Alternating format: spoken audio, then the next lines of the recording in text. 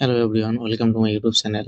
তো আজকে এই ভিডিওতে যে বিষয় নিয়ে আলোচনা করব সেটা হচ্ছে এসএসসির কম্বাইন্ড গ্রাজুয়েট লেভেলের অর্থাৎ সিজিএল এর যে ফাইনাল রেজাল্ট পাবলিশ হওয়ার পরে প্রেফারেন্স কাম যে অর্থাৎ তোমাদের চয়েস ফিলিং এর যে অপশন দেওয়া হয়েছে তার ডেটটা যে ডেট ছিল সেটা এক্সটেন্ড করা হয়েছে সেই বিষয় নিয়ে আজকে তোমাদের এই ভিডিওতে আলোচনা করব।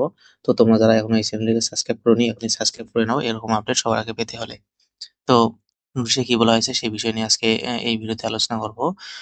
তো প্রথমে তোমাদের যেটা করতে হবে, এসএসসির যে অফিসিয়াল ওয়েবসাইট এটাতে তোমাদের আসতে হবে।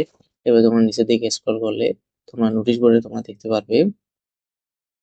তো এখানে দেখতে পাচ্ছ combined graduate level examination 2024 extension of window for option cum preference form.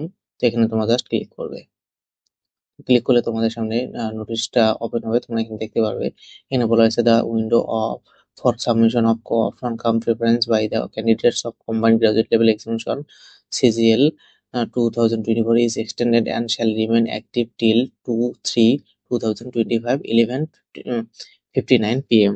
অর্থাৎ মার্চের 2 তারিখ পর্যন্ত 11টা 59 মিনিট পর্যন্ত এটা অ্যাক্টিভ থাকবে এবং এই সময়ের মধ্যে তোমাদের প্রেফারেন্স অর্থাৎ তোমাদের চয়েস ফিলিংটা তোমার ফিল আপ করতে লাগবে। অর্থাৎ তোমাদের যে ডিপার্টমেন্টে সেই পোস্টিং এর চয়েস ফিলিং তোমাদের দিতে হবে। তো এই নোটিশে এই বিষয়েই বলা হয়েছে।